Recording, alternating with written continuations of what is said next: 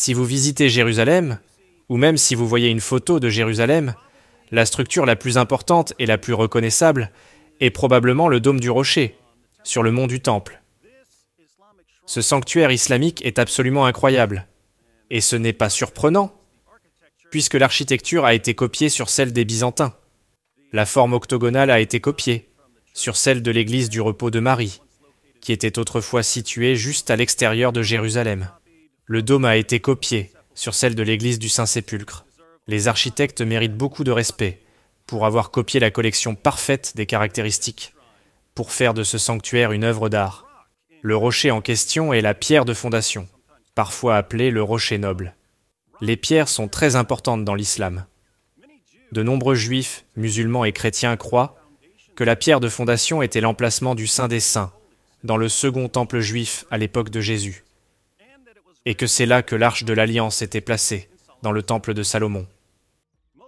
La plupart des gens ne savent pas qu'il y a une chambre sous la pierre de fondation, appelée le puits des âmes, qui aurait pu être une ancienne cachette pour l'arche d'Alliance. Maintenant, un peu d'histoire. Comme je l'ai mentionné, le dôme du rocher se trouve probablement sur ce qui était autrefois le site du second temple juif, reconstruit par Hérode le Grand, qui était le cœur du culte des Juifs. Le temple d'Hérode a été détruit par les Romains, en 70 après Jésus-Christ. Après la révolte de Bar Kokhba au IIe siècle, les Romains ont construit un sanctuaire pour leur dieu, Jupiter, sur le mont du Temple. Mais les Romains ont fini par se convertir au christianisme. Ainsi, du IVe siècle au début du VIIe siècle, Jérusalem était contrôlée par les Byzantins. Jérusalem est rapidement devenue un lieu de pèlerinage religieux populaire pour les chrétiens.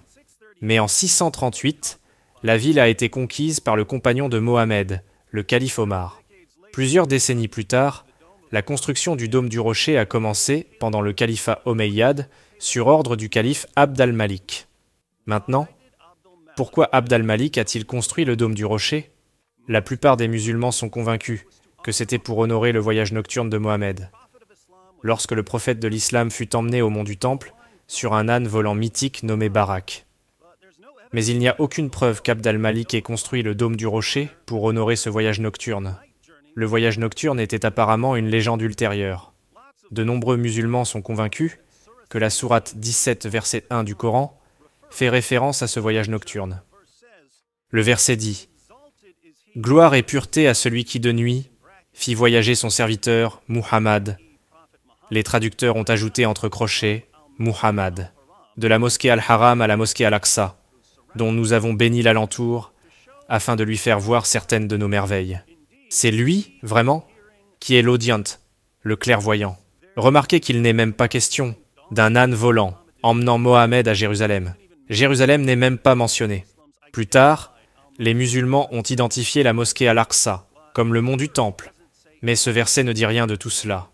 En effet, le verset ne mentionne même pas Mohammed, qui a été ajouté par les traducteurs. Observez ce qui se passe lorsque nous retirons la partie ajoutée par les traducteurs et que nous incluons le verset suivant pour le contexte. Gloire et pureté à celui qui de nuit fit voyager son serviteur de la mosquée Al-Haram à la mosquée Al-Aqsa, dont nous avons béni l'alentour, afin de lui faire voir certaines de nos merveilles. C'est lui vraiment qui est l'audient, le clairvoyant. Et nous avions donné à Moïse le livre dont nous avions fait un guide pour les enfants d'Israël. Ne prenez pas de protecteur en dehors de moi.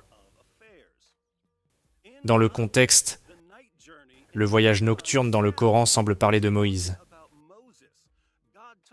Dieu a emmené Moïse d'un endroit à un autre et lui a donné le livre pour guider les enfants d'Israël. Plus tard, des sources musulmanes affirment que cela concerne le voyage nocturne de Mohammed. Mais cette légende ultérieure n'a rien à voir quand Abd al-Malik construisit le dôme du rocher. Le dôme du rocher a été construit avant que l'histoire du voyage nocturne de Mohammed ne fût inventée. Comment le savons-nous ? Eh bien, les musulmans qui ont construit le dôme du rocher au 7e siècle ont inclus des inscriptions, des versets du Coran, qui montrent quelles étaient leurs intentions. Et ces inscriptions concernaient Jésus.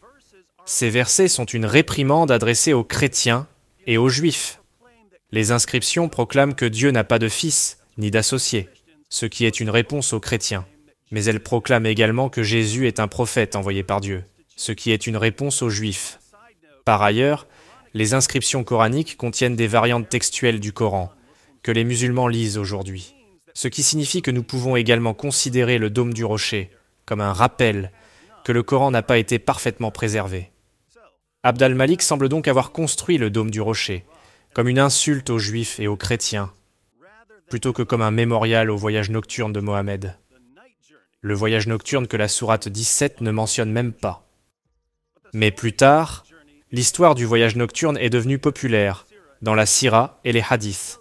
Et ainsi le dôme du rocher a été reconverti en troisième lieu saint de l'islam, en raison de son lien avec le voyage imaginaire de Mohammed et son ascension au ciel.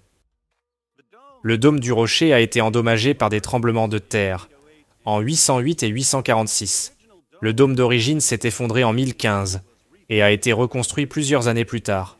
En 1099, après des années de persécution contre les pèlerins chrétiens et même la destruction de l'église du Saint-Sépulcre, considéré par beaucoup comme le site le plus sacré du christianisme, les croisés ont attaqué et conquis Jérusalem.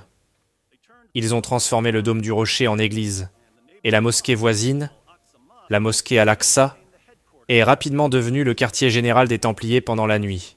Jérusalem fut reconquise par les musulmans en 1187, et le dôme du rocher fut réconsacré comme sanctuaire musulman.